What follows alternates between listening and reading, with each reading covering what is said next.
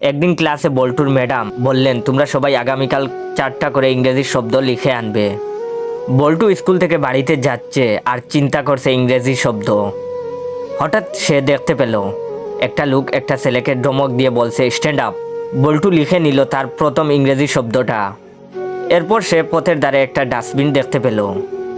কিছু দূর যেতে যেতে বল্টু একটা সিনেমার শুটিং দেখতে পেল এবং হিরোইন হিরোকে ডাকছে। হিরো বলল, ও মাই ডার্লিং, আজ নয় কাল। পরের দিন সকালে বল্টু ক্লাসে আসলো। ম্যাডাম জিজ্ঞাসা করলো, তোমরা কে কি ইংরেজি শব্দ লিখে এনেছো? সবাই এক এক করে দাঁড়িয়ে বললো আমাকে। তখন বল্টু দাঁড়িয়ে বলল, স্ট্যান্ড আপ। ম্যাডাম বললেন, এই ছেলে, তোর সাহস তো কম না, তুই আমাকে স্ট্যান্ড আপ বলছিস? তুই আমাকে কি মনে করিস?